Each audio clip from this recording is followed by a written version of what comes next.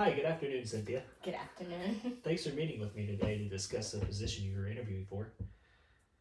I wanted to just get to know you over some questions, and I think you're going to be a great candidate for the job, but we've got to go through this process anyway. So, first of all, why don't you tell me a situation that you've been in at your job where you took leadership? Maybe it's something that wasn't on your written like list of responsibilities that you have to do, but just sometime that you stepped up and took the lead.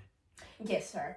I do remember once when I was working with very phone devices, the system worldwide shut down, and we had a big list of customers, and the plan A was every person, any technician, go in and meet every business that had the service with us. But I had the opportunity to suggest to just try to reach out to each customer by phone because all of the devices were not broken in the same way. Oh, wow. There were some that just needed some codes. Some others needed the technician to go and physically fix it.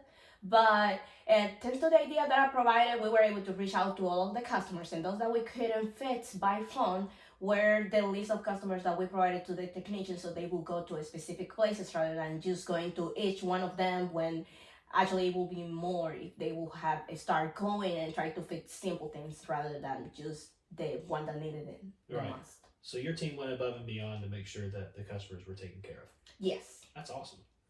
So the position that you have applied for is a crew leader. So you are going to be outside working with power equipment. So what landscaping equipment are you most comfortable operating?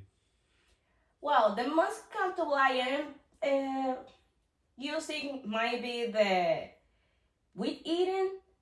Yeah, the weed eater. Yeah, the wheat eater because what can go wrong with it? You just need to make sure you don't see any green or anything different than grass. So I feel confident the most using that one. Yeah, that's a pretty easy tool to use, and we do have some equipment that we don't expect you to know how to use right off the bat, but we will train you on how to use it. Sounds good. So another hypothetical situation here. So say that you land this job as a crew leader, Mm-hmm. and you now have a team under you. Uh, and let's say that you knew some of them, like they were previously your friends. How do you set expectations for people that you may have been friends with before, but you are now over them as their superior? How would you lay out expectations for them? Um, First of all, communication. They were my friends. I need to communicate to them what I need from them, and if they have they are capable to get this job. It means that they have the maturity to understand when it's a friendship out of work and when we are at work. So of course, communication, talking to them with respect and professionalism. I know that if I talk to them respectfully and as a professional in the business, they will understand like, okay, we're friends, but this is not a friendship moment, but we are co-workers. That's right. Yeah, so we keep work at work and hang out with them as friends afterwards. Mm-hmm. So tell me about a time where something went wrong on a job that you were partially responsible for. But in my late job right now, we actually had a situation with the disabled person. We realized that the facility was not able to receive all kind of customers. And sadly, we figured it out in that moment. At the moment, it wasn't me who was taking that customer. It was one of my coworkers, but I decided to step in and help and suggest to the management. Like after that, I had a conversation with the supervisor, and so that person will have some different facilities for those kind of people that are disabled. And after that, we were able to change some ways of working and how they can access to the building. That's a great example. So next question, let's say you have multiple tasks to complete in one day and you've got a very limited amount of time to do that.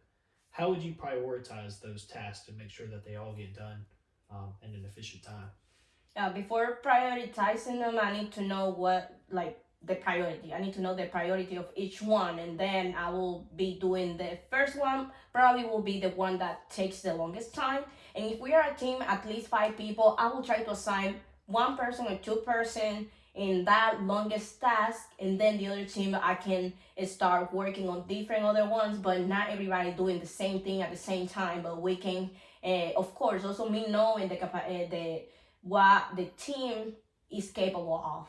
Like I will try to, if I know there's a person that is really good at one kind of task, I will assign that person to that, knowing who I'm working with, like what was their strength.